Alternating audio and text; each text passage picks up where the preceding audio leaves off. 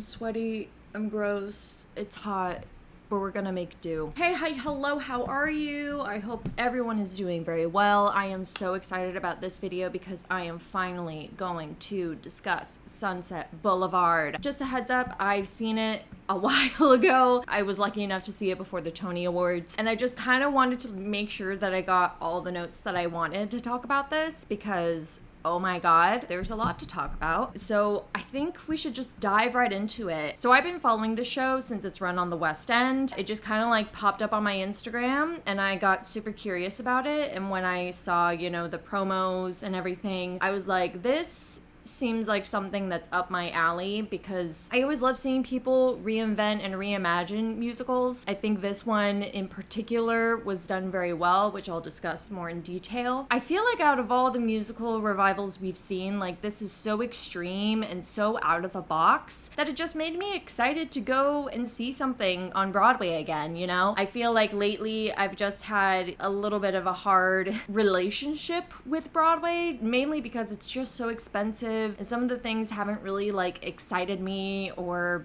made me really want to go and see it. So when this came up, I immediately wanted to see it. I also really love Jamie Lloyd's work. I tried so hard. Oh god, I tried so hard to get into the room for this show. I emailed him persistently for a good few months, no word. I even took a tip from a colleague of mine and they were like, you should reach out to their associate, and I did, and they said that they weren't going to be working on the New York production. So he was like, try this email, and it was the same email that I've been trying to reach out to him. So yeah, that didn't happen, but I digress. I really love Jamie's work just because how extremely minimal it is. It just feels like a really refreshing take on things. I love the use of lighting. When in doubt, use lights. It's so impactful and is also just such a strong tool to help make arcs in stories. I also loved the use of videos and camera work in this. I thought that was not only really smart because it's Sunset Boulevard talking about the movie industry, but it's just really creative and inventive. It kind of like gives me a throwback to like documentary theater in the 1930s. And it just also seemed to be the right way to do this show, which I'll explain later. So I decided to rush tickets. I was able to rush tickets through TodayTix, and I actually learned a little trick. If you click on the rush ticket link and for some reason it says that there are no rush tickets, just hit refresh multiple times until they give you a ticket. That's what I did. It worked out in my favor. I ended up getting a nosebleed seat in the balcony. I was totally okay with it. I was able to see everything. I was at a bit of an angle. I was on far house right. But besides that, they were very good seats. I also was on the aisle, which I was like, thank you, because the thought of me having to deal with congestion to peace out from the theater, I was a happy camper with that. Getting into the production itself, I really liked how Brechtian it felt like. It was very in your face. It reminded you constantly that this was a play. Just the way that it would poke fun at itself, making contemporary comments in this period piece. Even the songs of With One Look and As If We Never Said Goodbye. A lot of people were like, I don't understand why they kind of like just stop the show so that Nicole can park and bark. I would say that first off, that's how the show is kind of created. For some reason, Andrew Lloyd Webber just really wanted those power ballads in there. Does it make any sense when it comes to moving the story forward? Absolutely not. But at the same time, they're freaking bangers, and Nicole just parking and barking with that, I felt like it also went along with the Brechtian feel of it's so random that these two numbers are in here, doesn't make any sense, but while we're here, we might as well just make Nicole front and center and just go fucking crazy with those vocals, my god. I also was kind of taken back with how much they used smoke in this show. Like, goddamn, I don't know how these actors are able to sing through that production with the amount of smoke that they're inhaling. Did I feel like it helped with the show as a whole? I mean, I guess it helped with the ambiance, question mark, but I felt like it didn't really need to be needed, but I digress. And also what I really loved was their use of shadows with that huge screen. Like they would keep it down fully parallel to the stage, or they would have it at an angle, and just their use of shadow work, because not only did they have actors and camera riggers holding the cameras, but also at certain moments they would be holding a light fixture. And especially during the songs with Max, they used a lot of shadow work with that, which I thought was very nice and a really fun touch. Like, you can use lighting in any way you want, you know? It's so cool. I love lights and I love shadows. Let's get into some performances, shall we? I'm gonna start off with Tom Francis. I thought he was so yummy and so fabulous, so gorgeous. He seemed really relaxed. He didn't push himself. He was just as is. He seemed really present and there. I was kind of surprised that he had such a theater background, because the vibes that he was giving me was TV and film, just how natural he worked with the camera, since a lot of his stuff he's doing camera work. Of course, that whole opening number of Act 2 in Sunset Boulevard, I don't know how he's able to maintain his focus while there are so many people out on the streets taking photos and videos of him doing it. But overall, I thought he was absolutely wonderful. I think he deserved that Tony nomination. Yeah, I'm very curious to see where his career goes next after this. I'm curious what's gonna be like the one-up from that. David Thaxton, who played Max, he was, damn, his presence was so powerful, and he was a great example of like how stillness can be so active and so present. I thought his voice was just booming, gorgeous on those lyric lines. He was so haunting and mysterious, which I really liked, because I didn't realize how suspenseful the show was. I didn't know anything about Sunset Boulevard before coming in. Like, I was coming in with fresh eyes, didn't know what to expect, with the exception of, you know, how Act 2 opened, and, you know, and hearing how Nicole Scherzinger is in the part. So that was like a really nice surprise and element, and, you know, using the shadows and the camera work with the full face close-up moments. I thought his performance was really lovely. I was kind of surprised that he didn't get a nomination. I felt like he deserved one. To be honest, I know that he recently left the production, and I can't imagine anyone else in that role that would be able to justify that character as he did. The next person I need to talk about, and I feel so bad, is, oh man, this is gonna be rough, Grace Hodgett Young. I didn't like her. I don't know if it's because she was tired that night or what, but oh man, it was rough. It was really rough and cringy to watch, and I hate saying that. Mainly for a few things. I feel like her vocal stamina just didn't meet up to the par with the other three leads. Like, it kind of felt like all odds were against her being in that cast. And I was kind of surprised, because I knew that she previously played Eurydice in Hadestown. Granted, that's a completely different vocal style, so it kind of made me feel like the vocal style of this character of Betty, which is very soprano, very, I would say, early contemporary, but also traditional in what she was singing, and I just felt like her voice didn't fit the style very well. After seeing the show, I started listening to the cast recording nonstop, and she sounds stronger on there, but still sounds weak compared to the other leads. And also, she just looked so stiff. Like, she didn't look like, you know, like Ilana Glazer in the Good Night and Good Luck live stream, where she just seemed like she was scared for her life. Grace just seemed really stiff and uncomfortable, I think is the best word to put it. And I'll say that there is a difference between being still and being stiff. Like, with stillness, you feel absolutely relaxed and you feel present.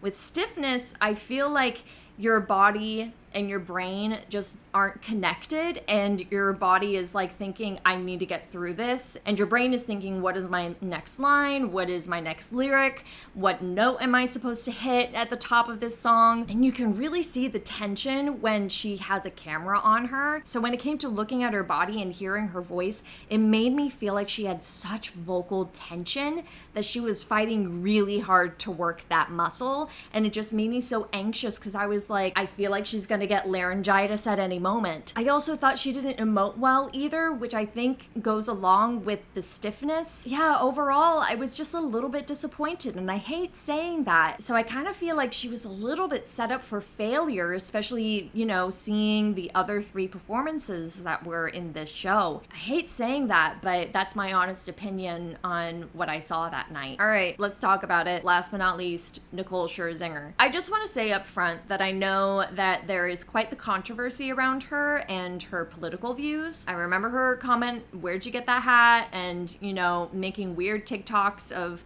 saying that she's going to vote the right way. I believe she follows certain people on Instagram as well. I also know that her Tony speech was super weird, but I just want to say up front that if she does support that views, I for sure do not. I'm just only commenting on what her performance was, and she ate. She devoured everything and spat it out. It was everything that I expected. She was absolutely phenomenal. And you know, and the way Jamie created that character around her strengths, she was doing everything. Not only did she sing and act, but she also danced, and some of that choreography was like, damn, girl. I was kind of surprised actually that Sunset didn't get nominated for best choreography, but I digress. And she just fully enveloped herself in that character, you know? But what's also really funny is that a friend of mine mentioned that they went to school with her, and they were like, she is exactly that character. Like, that's exactly how she acted on a day-to-day basis, knowing her back in the day. So I guess this role definitely was made for her. I do think that she deserved the Tony Award. Granted, this is coming from someone who didn't see all of the performances that were nominated in that category, but I just think her performance was so unique and so inspiring even, I hate to say. But I feel like her performance was just so unique, and it was showcased in a show that helped emphasize her skills and her strengths. A part of me kind of thinks, yeah, I don't really know who else would be able to replace her, which is one of the main reasons why they're closing. They're like, we can't find anyone else just as good as her. But I think that just means that they could not find anyone that could fully remove their identity from themselves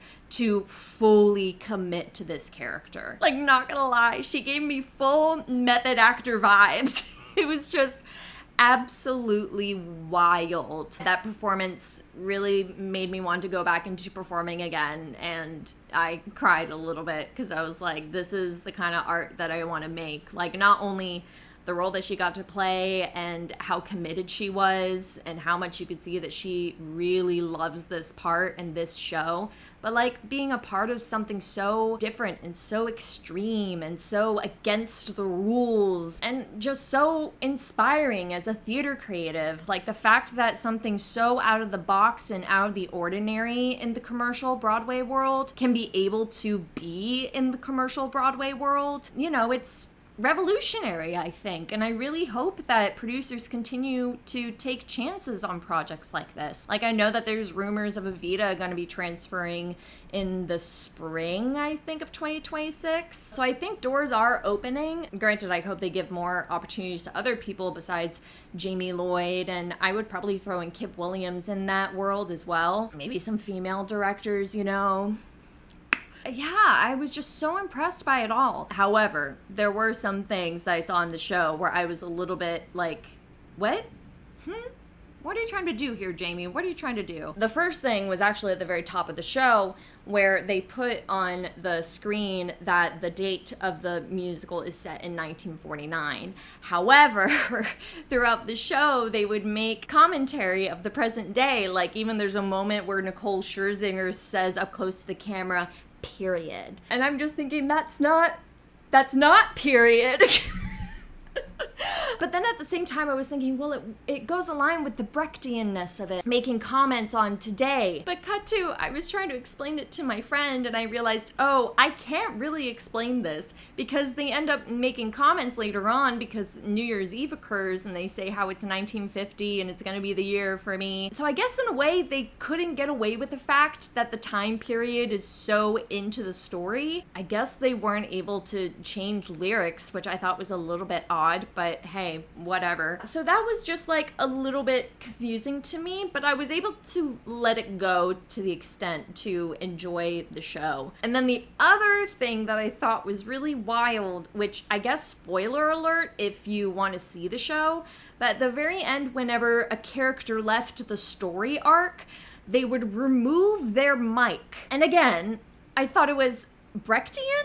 Sure. I guess that was, you know, for Jamie to signify that they're leaving the story and they're leaving the world of Norma Desmond. But at the same time, when Tom Francis's character Joe is leaving Norma's world, instead of taking off his mic, he takes off his clothes. So he's just in his underwear. And I'm thinking,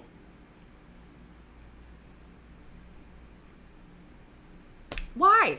Why? I guess that's another thing that I will say that's a little bit of is that I kind of do think that they definitely took advantage of Tom Francis being very attractive. And I think they kind of like objectified him a little bit just because there are moments where we see him strip down to his underwear twice. And I don't know if Jamie wanted a creative way for him to get out of his, you know, daily writer clothes into the party clothes in that one scene at the end of Act 1. But I did not understand why he had to take off his clothes again.